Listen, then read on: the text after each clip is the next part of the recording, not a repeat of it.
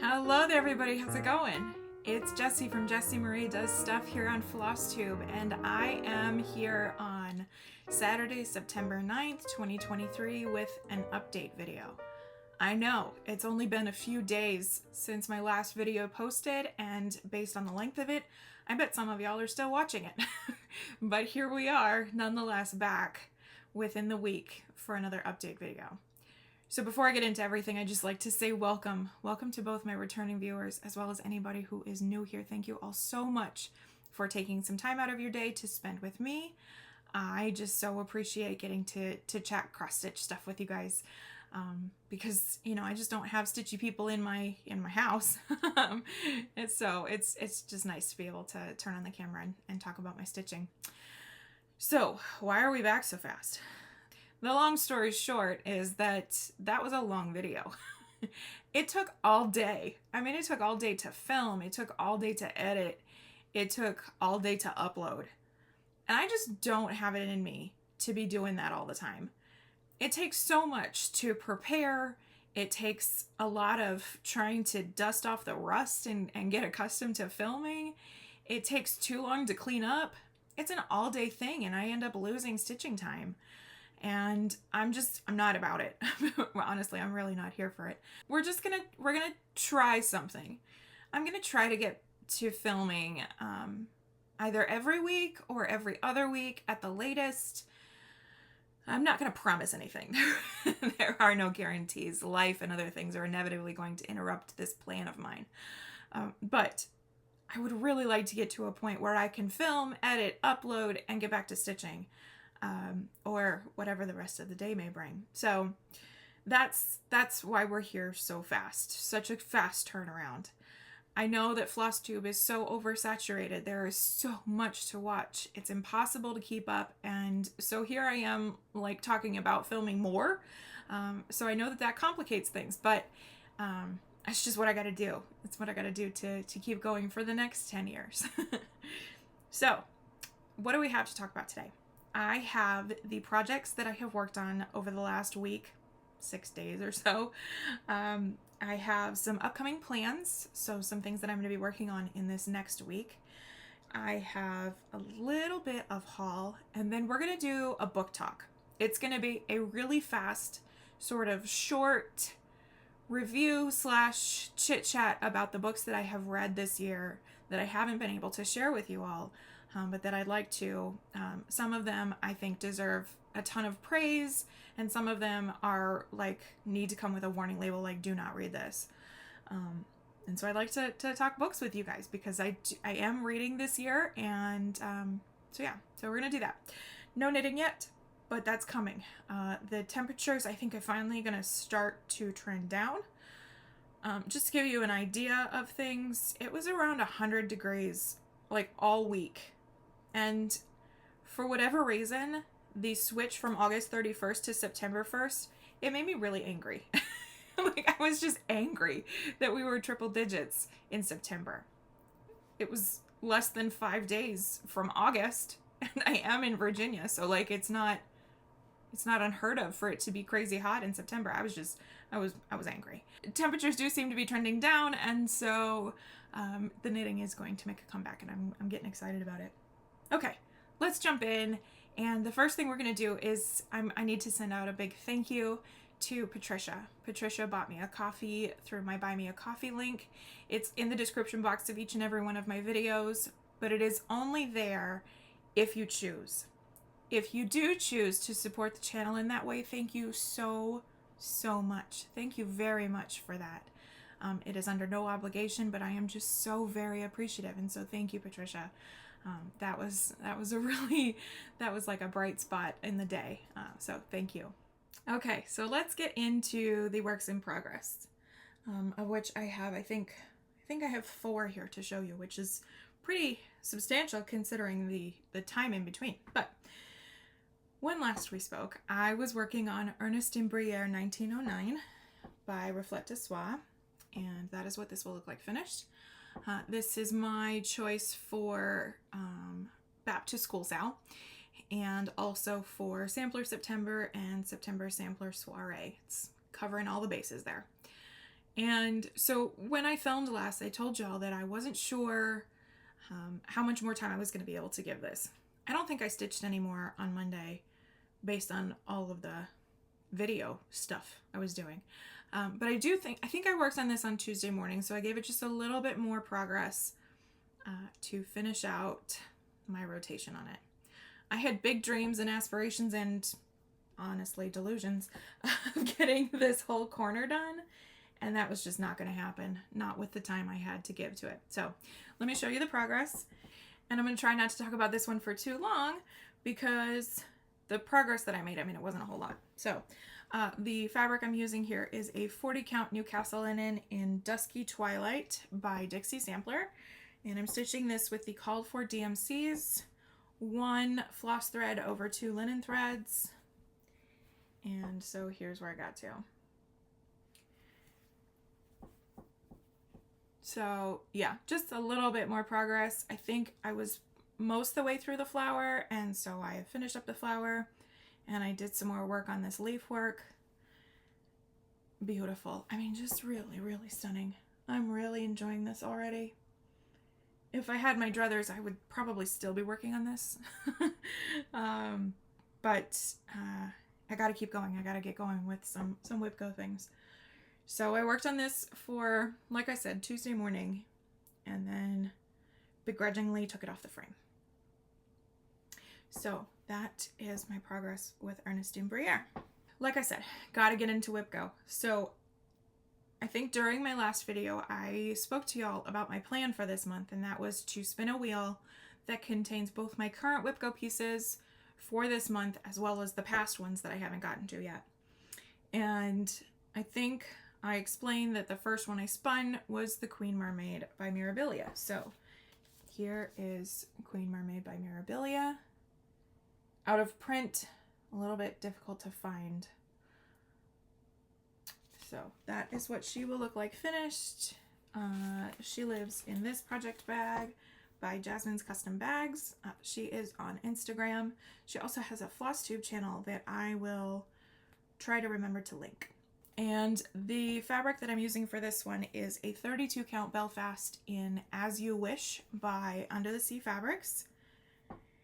And the progress that I made is not what I envisioned, what I told y'all I might try to do, etc.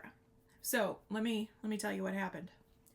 My plan was to work on the bottom fin of her tail here. However, there's this big swath right here of metallic, charted for Krynic, and originally my plan was to switch to Petite Treasure Braid, but I didn't think I needed to procure that just yet, given that this wasn't really a true focus piece this year. I figured I could get by without the metallics, but it's really quite a substantial section of metallics in there. I like to work my way down, so I really do need those metallics to be able to do that. So I thought, well, let me find somewhere else to work, and so I worked on this sash. It's kind of like a fin, like part fin, part sash looking thing. That's kind of there floating around her. So I worked on that. And then I worked on the greenery, and now I'm kind of stuck. I mean, there's little bits and pieces of more stitching that I can do, but it's not a lot. There's not a whole lot of stitching that I can do without the metallics from this point. I also thought about working my way up and trying to lay the foundation, but again, I'm not going to get a lot of stitches, and it's going to take time to do that. And this year, I kind of just want to get some stitches into it, especially since the first rotation wasn't as productive as. So I spent 2 stitching sessions, one evening and one morning, working on this. It wasn't a whole lot of progress, and so I placed an order for the metallics. I did order the Petite Treasure Braids, and so those are en route and should be here on Monday. So I'm going to give this another probably day and a half and see what I can get done in that time. I just would really like to show some significant progress this year. So that's going to be the plan with this one. So WIPGO goal not yet complete with this one. So I decide to stop on Queen Mermaid. I spin the wheel again for my next Whip Go piece to work on, and it pulls the project living in this bag. As mentioned before, this is a Mama Lee bag, and in here lives my animal stacks. So I'm doing a quartet of animal stacks, and I am currently working on my summer, which is goat load. Forgive the glare. There we go.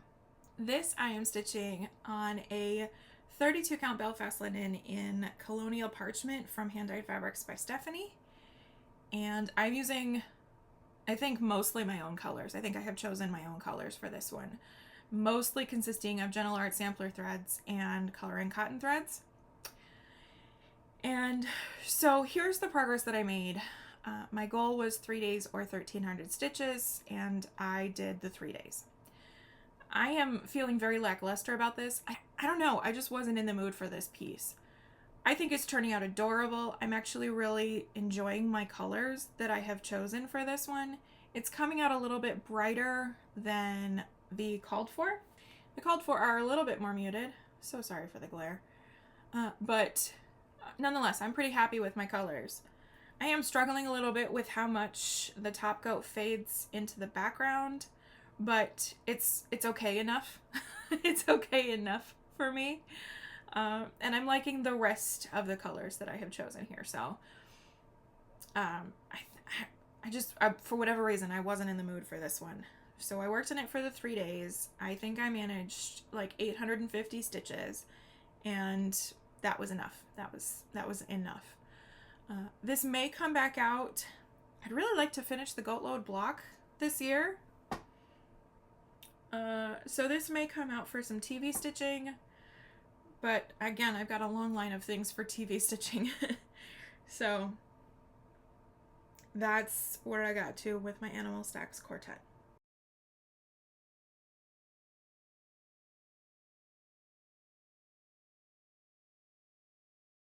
In my last video, I was talking about how I might work in the samplers here in September.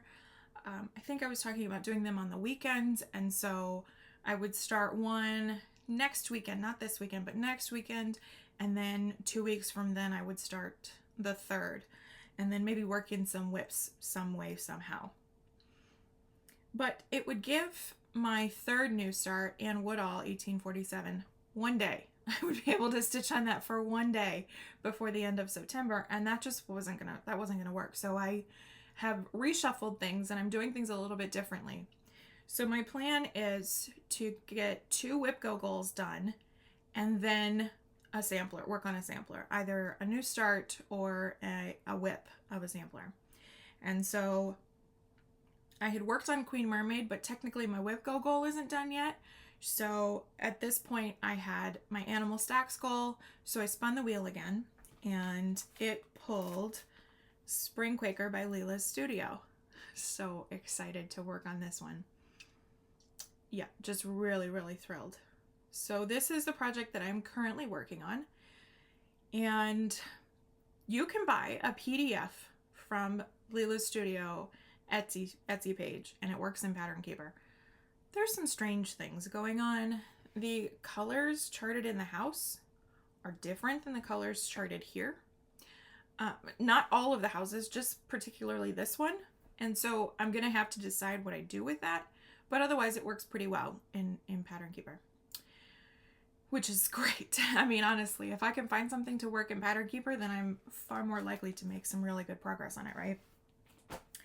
So I am stitching this with basically all of my own colors. I'm going to use the DMCs called for, and the one thread that is called for that I am using is Classic Colorworks Shamrock, which is grainy blue, of which I didn't have a great alternative. I have Mistletoe here, but it's leaning a little bit too green, I think, compared to the Shamrock. So this is not all of the threads. I am missing my Weeks Dye Works Cucumber. I stole that and stuck it in another project, and I don't have the DMCs with this one yet.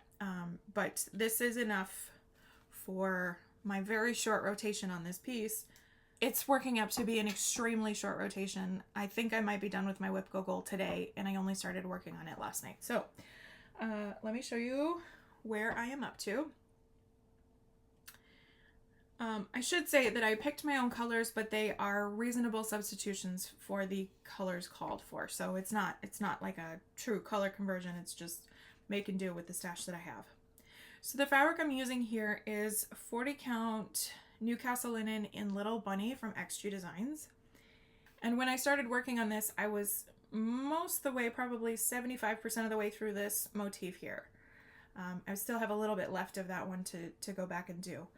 But I got going, I wanted to work my way across. So I stitched this motif, the whole thing, and have started working on this one. And so I'm really, really enjoying it. I love Quaker stitching, and I love 40 count stitching, and I love Pattern Keeper stitching, and I love XG Designs fabrics.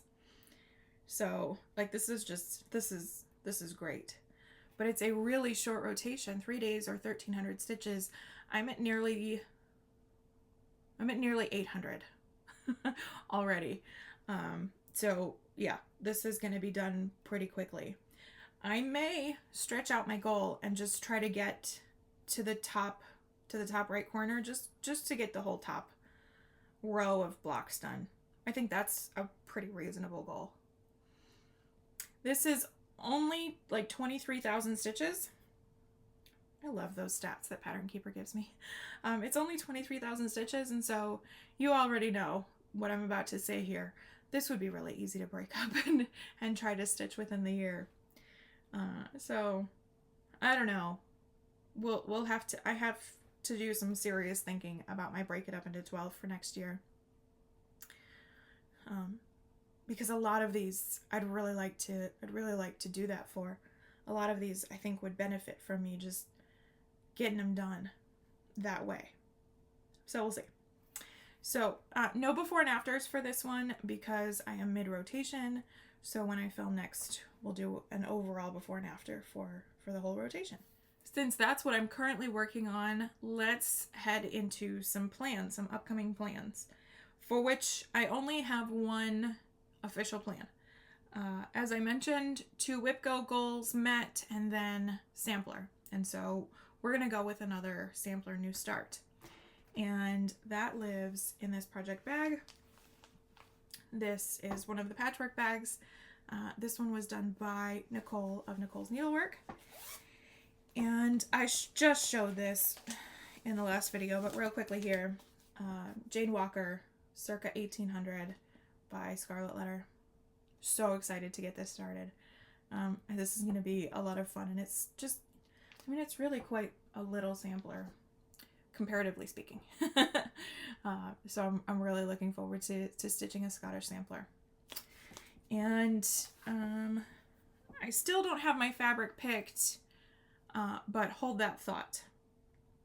So once I spend a couple of days, I'm only going to spend 2 days tops with Jane Walker, because the focus has to be Whip Go, as much as I don't want it to be.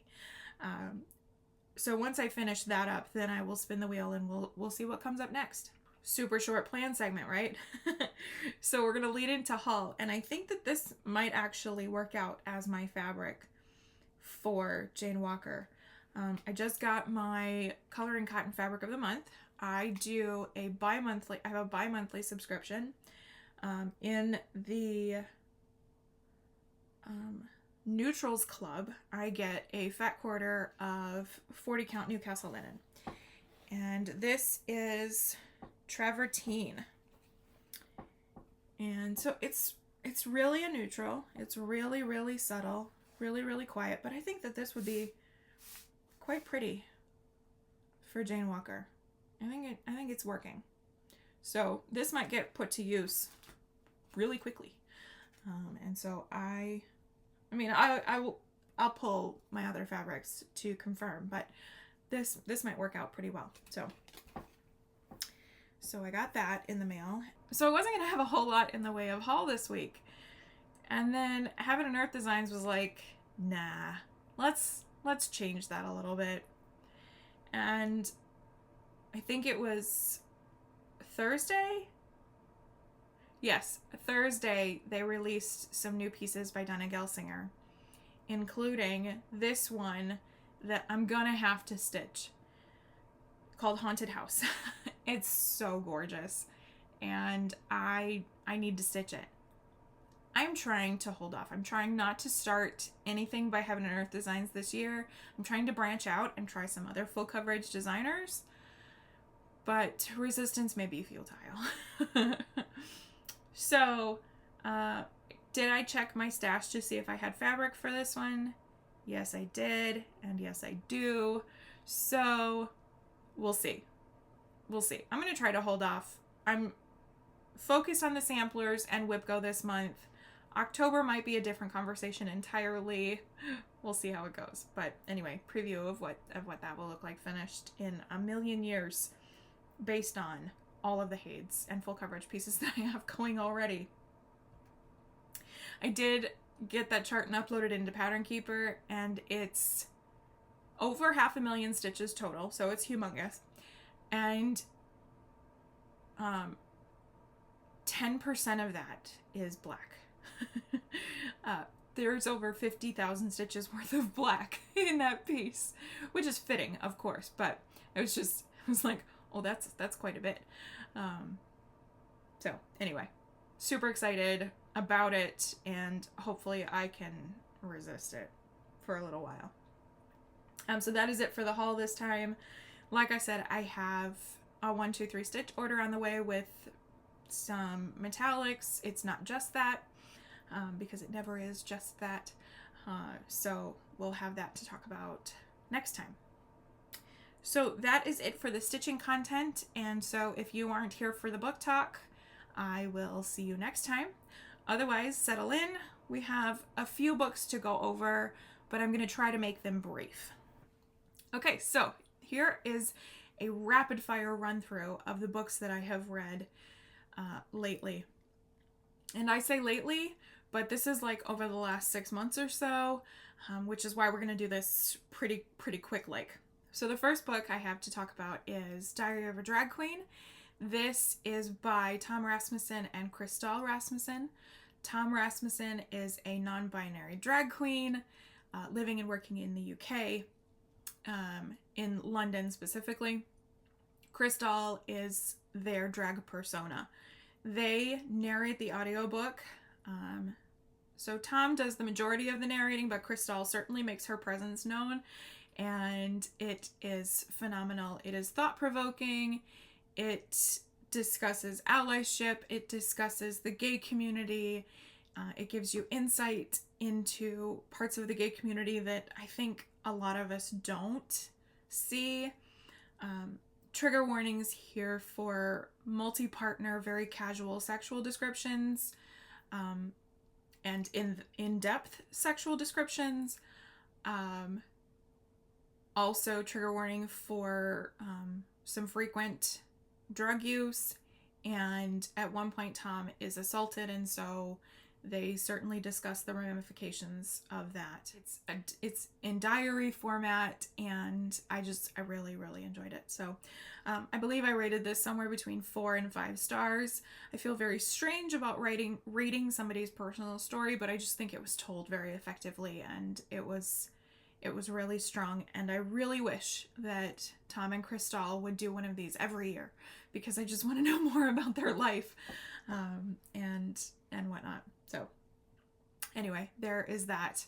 Up next, I have the Cahill Witch Chronicles, books 1, 2, and 3 by Jessica Spotswood. I have read books 1 and book 2 this year. I am in the midst of book 3.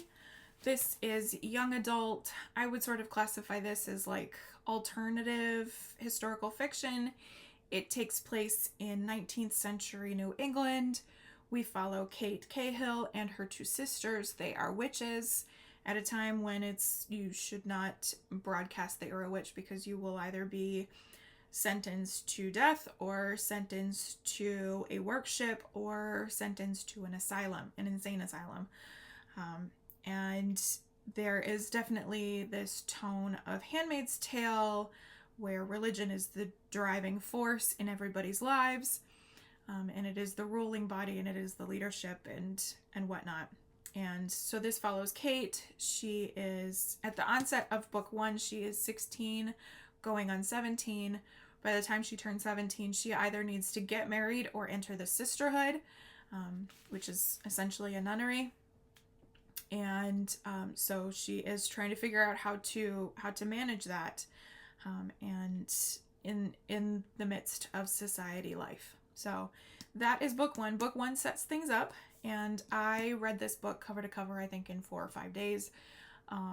It was compulsively readable, super enjoyable, interesting. There's a little bit of romance going on, and there is certainly this this building tension between the leadership and the people in the area. So this one was really, really strong and ended on a little bit of a cliffhanger, which is pretty typical for young adult books from this time. I think this one came out in 2012. So there's that. So then a little bit later, I read Star Cursed, and this fell flat. Where I rated Born Wicked probably 4 stars, this one would be lucky to get 3 stars from me. It followed one of my favorite books I've read from the year, so it's possible that that played a role in the lower rating, but also because it was written for a young adult audience. Most of this one takes place in the insane asylum, and I just wanted that to hit a lot harder than it ever actually did. And then the ending of it really kind of made me angry. It was a cliffhanger, and also it just made me angry. So Star Cursed, not as strong. It also could be second book syndrome, which is a common thing in young adult trilogies. Second book tends to be this bridge between world building and conclusion, and so it's oftentimes not as strong of a book, and that was certainly the case with this one. And then this is into currently reading. I am 50 pages in, so hardly begun with this one.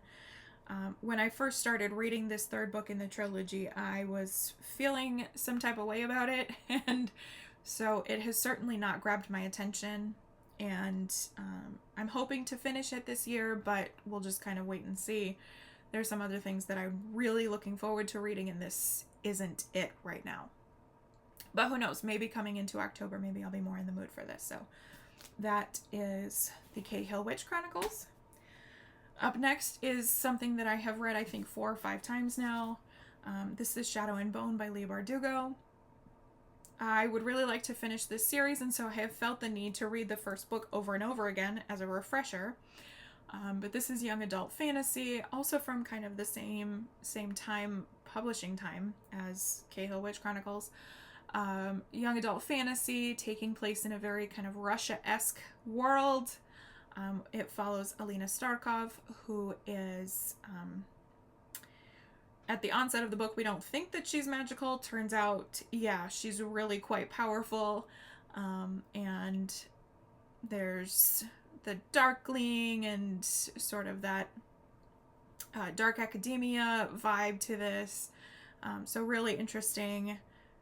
Again, compulsively readable. That's kind of what has been the theme of the year for me in my reading. Compulsively readable things. I did listen to the audiobook of this one this time. It's a strong audiobook, so there is that. I probably rated this 3 or 4 stars. The older I get, the further removed from the young adult age I get, the less I relate to the character. So the more times that I read this, the lower my rating gets. So it was probably 3.5 or 4 stars tops. Up next is this is Ice Planet Barbarians by Ruby Dixon. This is a book, it's the first in a lot of book series. I believe that originally it was published independently, and then it started becoming kind of a phenomenon, and so Penguin Random House picked it up and published these special editions of it with decent looking covers and whatnot. This is monster smut. I'm just gonna lay it out there here at the front. It's monster smut. So if that's not your thing, don't read this. If that might be your thing, read this. It's funny, it's entertaining, and it's spicy weird. It's fun. I would probably read the later books in this series because it's just interesting. There's a UFO and a big blue guy, and I just told you it's monster smut, so you know where this is going. So that's Ice Planet Barbarians. I probably rated this 4 stars because it kept me reading it, and I enjoyed my time reading it. Up next is another book that I don't have to talk much about because a lot of people already have. This is Fourth Wing by Rebecca Yarros. The absolute international sensation. It was not available on any shelves anywhere for months. It is adult fantasy, maybe even new adult fantasy, but we'll call it adult fantasy. It's romantasy, so there's lots of spice. There are dragons with, just tremendous personalities, these dragons. There's cliffhangers, there's twists and turns that you absolutely do not see coming. It's again, the Dark Academia. It's so good. And the second book comes out in early November, and I can't wait. I've got that on pre-order, and I'm going to start reading it immediately. It doesn't matter where I am with anything else. It is not the greatest book I've ever read. It is not the strongest, well-written book, but it is compulsively readable. I'm going to sound like a broken record here, but it is compulsively readable and just highly entertaining and keeps me engaged, even though it's a rather chunky book. I'm so excited, and I am excited that it's been expanded out to a 5-book series. My only reservation in getting excited about it is that second book is coming. And when a book takes over like this one has, I'm going to have to temper expectations for book 2, but I'm nonetheless excited about it. I probably rated this 4.5 stars, maybe 4, because it wasn't perfect, but it was really strong. It was really good. The last book I have to tell you that I have read, this is coming with a huge warning label of don't read this. I've read it. I've taken one for the team on this. Don't do it. It is a book called Pretty Lies. It is by R.E. Bond. It's awful. It is really bad. I was looking for something spicy, and this did not meet the mark at all. It's poorly written. There are a ton of trigger warnings. There are a ton of things that are talked about very nonchalantly that absolutely should be given more space. It's awful. It's really bad. It's poorly written. One of the reviews that I read said that it used the F-bomb too much, and at first that intrigued me, but no, really, it's used too much. It's used unnecessarily. It's so stupid. This whole book is so stupid. Don't read it. I've done it. Don't read it. 0 stars. I rated it 1 star because I finished it, but that's just because I'm a glutton for punishment. But yeah, don't read this book. Your time is too valuable to spend your time on this. Okay, let me talk real quickly about the books that I am reading. Like I said, I'm reading Sister's Fate, and we'll see when I get back to that. Another book that I'm reading, this is my Kindle book currently. It is a total departure from the other books that I'm reading. It is contemporary fiction called The Guncle by Stephen Rowley. It follows Patrick, who is a guncle. He is a gay uncle. His brother married his best friend from college, and they had 2 kids. His best friend from college passes away, and so the kids go to live with Guncle for a little while, and so Guncle gets he gets this rude awakening for what it is to be a parent of actual kids.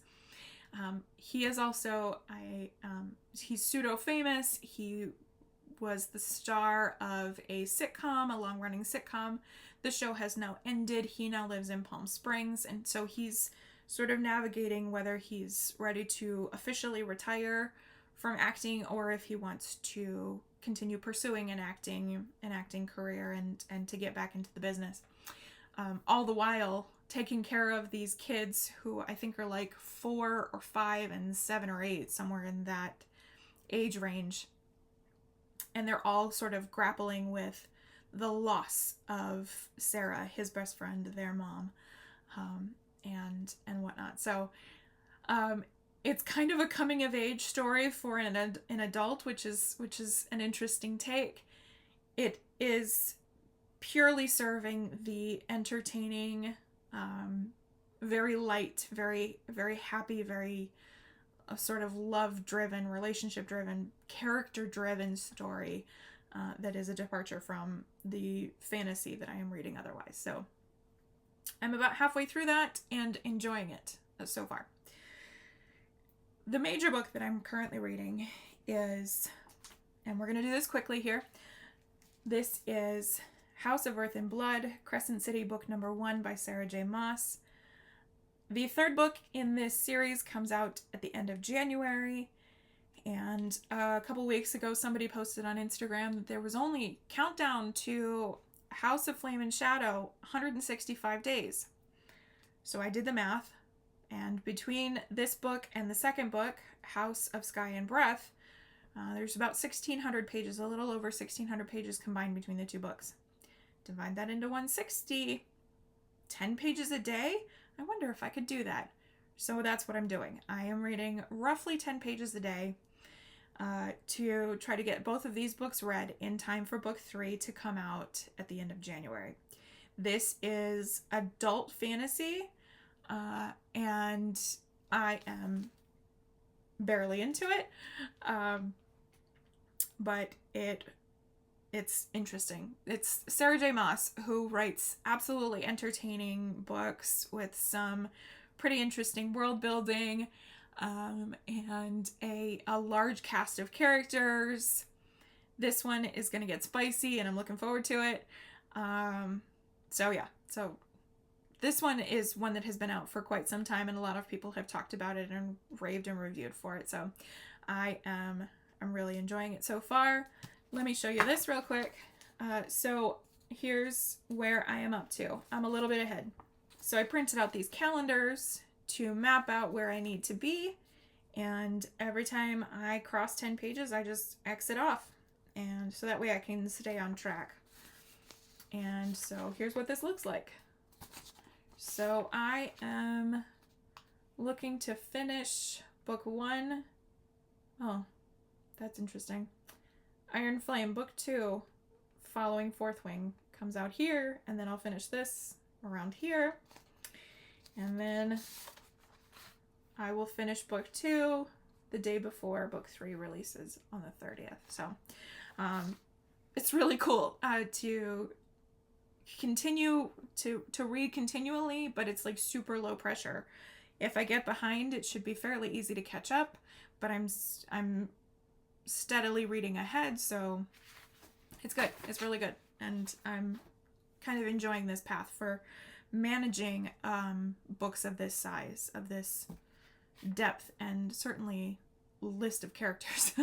It can be quite a lot to jumble. So anyway, so that's what I'm currently reading. I have plenty of other books on my shelves, as you can see here, that I would like to get to.